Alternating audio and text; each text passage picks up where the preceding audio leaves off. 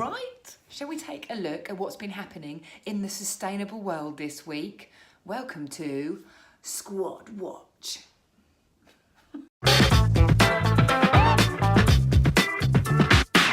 Every week I'll be looking through newsletters and articles to share with you the fabulous things that some companies are doing to reduce their impact on the environment.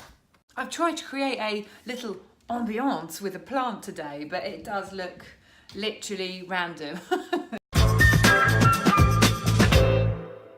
The fabulous team at Brewdog Beer have launched an amazing refillable reward scheme. If you go into any Brewdog with a refillable cup or buy their refillable cup, they will give you a whole £1 off a hot drink. Whether it's coffee, tea, chocolate, whatever you're getting, they will give you £1 off if you bring your refillable cup.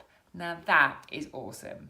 While we're on the subject of Brewdog, did you know that over 95% of their beers are in fact vegan? Which is kind of freaky because I didn't realise that alcohol could be anything but vegan until recently, but this is the case. Look it up. Brewdog also have food menus and more than half of their menu is either vegetarian or vegan too. So fantastic sustainable ticks for you, Brewdog.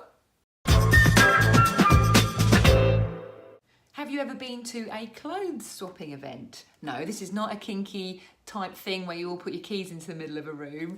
This is where you have clothes that you are considering throwing away and instead you take them to an event with the potential of swapping them with other people's clothes, so it goes into the circular economy. So you swap clothes instead of buying new. It's a brilliant concept. Well, Urban Outfitters have decided to introduce this concept to their US stores. This is massive. I love Urban Outfitters as well.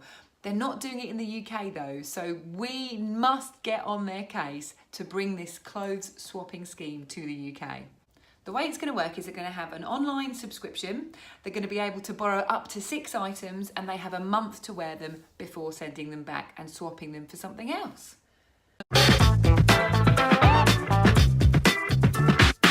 I'm very excited to tell you that we can now recycle crisp packets. One of our very own sustainable squaddies, Cherry, introduced me to this. The company is called TerraCycle. They have various drop-off points around the UK. If you don't have one close to you, then you can actually organise to set up a crisp packet drop-off point for your local community.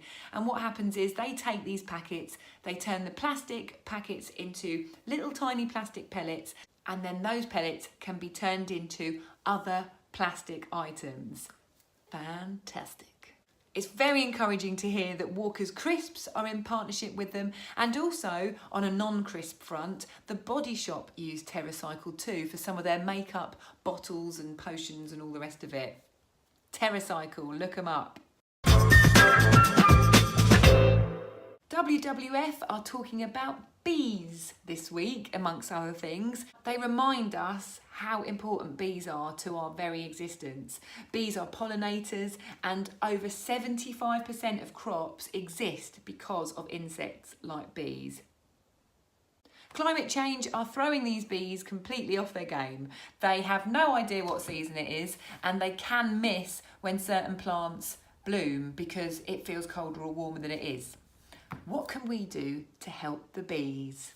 It's as simple as planting some wildflowers, and all you have to do is get packets of assorted wildflower seeds. Super cheap, super easy. You can create your own little haven for the bees to try and encourage them to grow in their population, and it's a nice thing to do with the kids.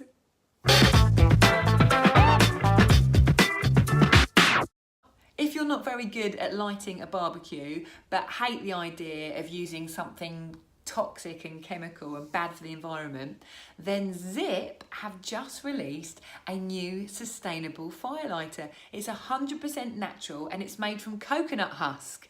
It looks brilliant. Apparently it doesn't smell of coconut because it is the husk at the end of the day. So do go check them out for a much more sustainable way to cook your food outside. And finally, for this week's Squad Watch, I have a series of podcasts available under the name Sustainable Squad, where I interview people who are doing something extraordinary to reduce their impact on the climate. This week's episode, I talked to Matt Dusting from M24, who make bags out of lorry tarpaulin and truck tarpaulin. You know that stuff that you see buckled down and strapped down on the side of lorries? They take them, they clean them, and they turn them into very cool, very hard-wearing bags. It's an excellent podcast, if you don't mind me saying.